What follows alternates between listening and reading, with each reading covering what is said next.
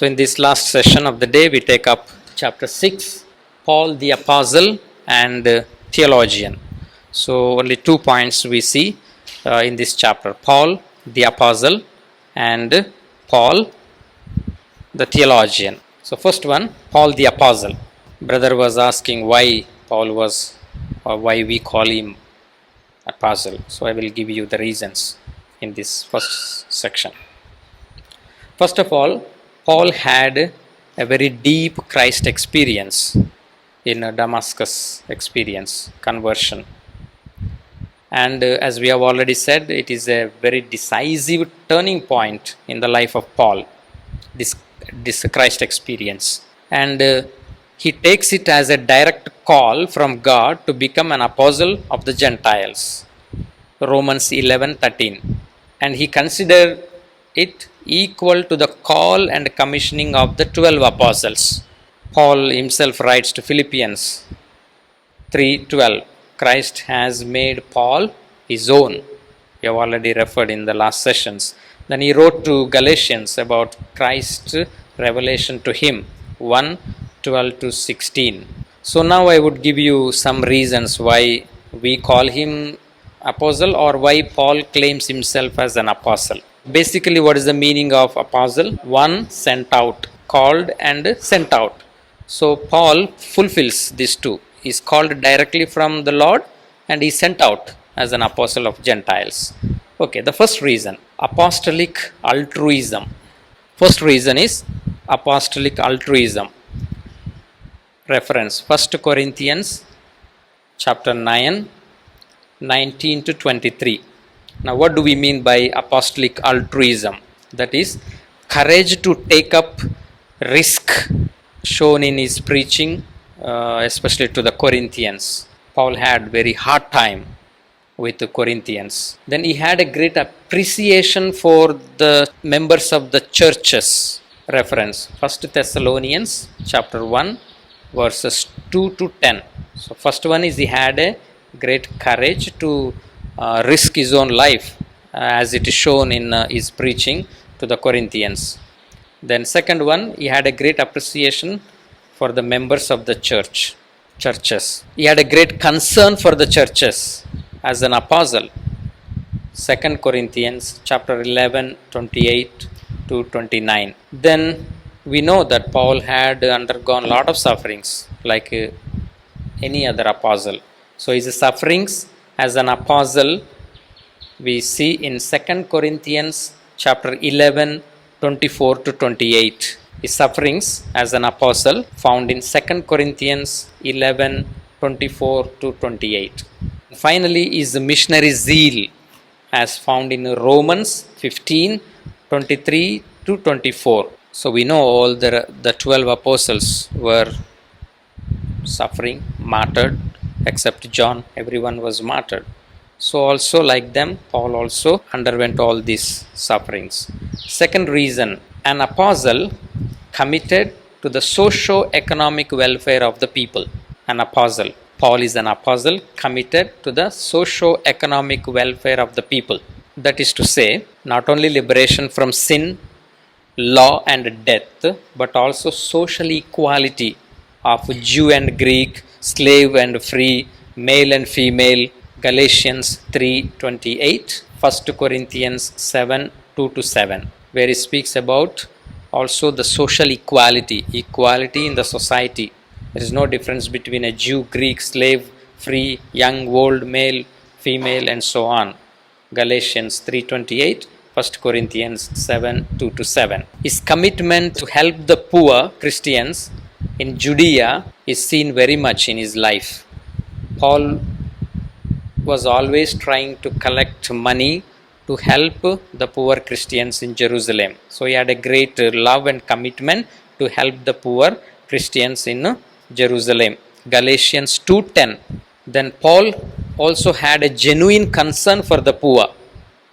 References where Paul had a great and genuine concern for the poor. 1 Corinthians 16, 1-4, 2 Corinthians 8-9 chapters, then Romans 15, 25-27. See, actually he was inspired by Christ himself who became poor. Third one, the challenges Paul had to face. Paul had to face naturally a lot of challenges in his ministry, in his apostleship. For example, the conflict of ideologies about the identity of Christian movement, which became a climax in Jerusalem Council. Conflict of ideologies about the identity of the Christian movement, the climax reaching in Jerusalem Council. Paul also had a great challenge of presenting the Jewish gospel in the Hellenistic culture. Of course, Paul had an Hellenistic background, but at the same time it was a great challenge to present a gospel to the Hellenistic world. So as we said, since he was a man of two cultures, so it was easier for him, but at the same time it was a challenge. Now, what were the three major challenges Paul had? First one, Judaizing challenge. We will hear a lot about Judaizers who were always troubling Paul. So this is the challenge posed by Jewish Christians, Jews who became Christians. So Paul had to face certain challenges from these Jewish Christians. Now, one of the main challenge was these people were trying to make a Christianity another sect of Judaism.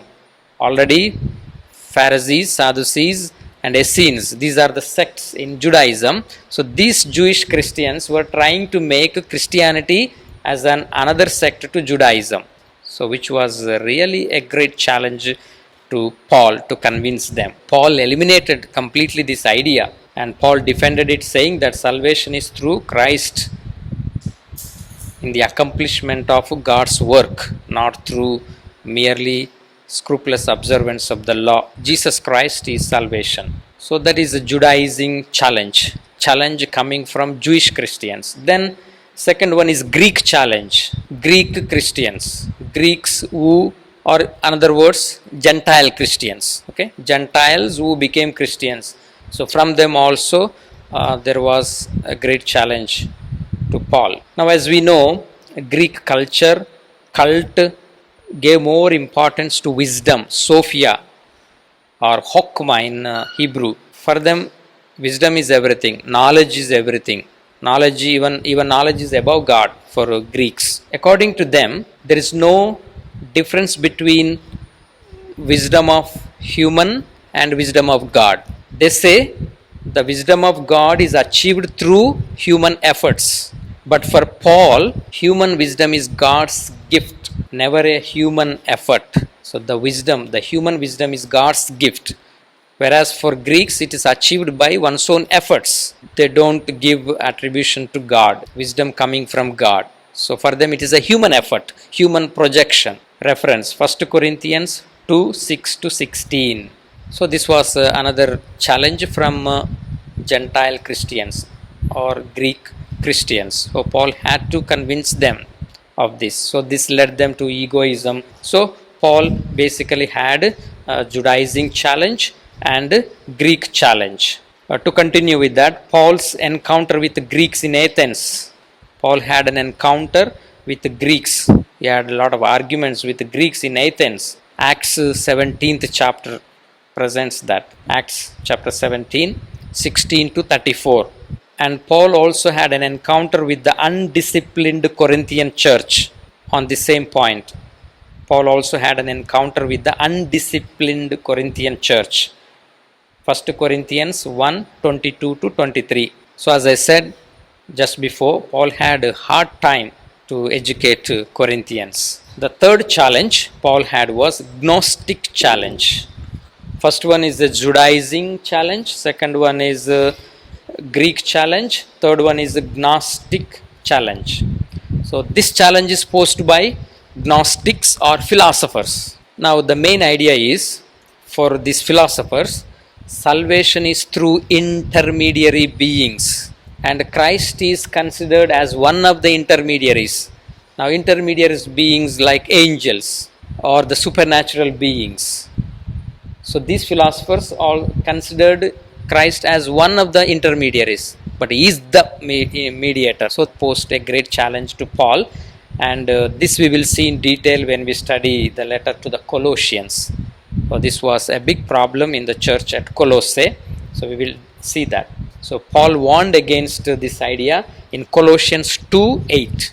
But we will see in detail when we study the letter to the Colossians. So these challenges enabled Paul to reflect on the gospel and the person and the work of Christ. So that's about Paul the apostle. Okay. Now we move to the second point in chapter 6, that is Paul the theologian. To begin with this, first of all, Paul was not a systematic theologian. His writings emerged depending on the demands and the context of the churches. He did not sit down and think and write. Basing on the context, basing on the problems of the churches that he himself found, he was responding to those demands, responding to the questions posed to him, and thus out of these writings his theology emerged. In that sense, Paul is not a systematic theologian. So his writings emerged according to the needs, demands, and circumstances, context of the Christian communities. But at the same time, Paul brought into these writings his profound theological sense. So especially letter to the Romans, very rich in theology, very profound theology we find in some of his letters. I would like to give the general characteristics of Pauline theology. We will just briefly explain one by one. First one, Christocentric, that means Christ-centered. So the theology of Paul is Christ-centered. The gospel of Christ is everything for him.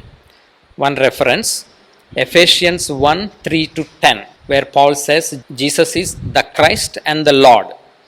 In Christ, with Christ, through Christ. The doxology he gives there. So all his theology is summarized in Ephesians 1:3-10 as Christ-centered. Second one, pneumatological. The theology of Paul also is a pneumatological, spirit-centered. The risen Christ operates through his spirit. The spirit is given us as a guarantee. The spirit is given to us, the spirit of Christ is given to us as a guarantee. 2 Corinthians 5:5. Then Paul mentions the first fruits of the Holy Spirit in Romans 8:23.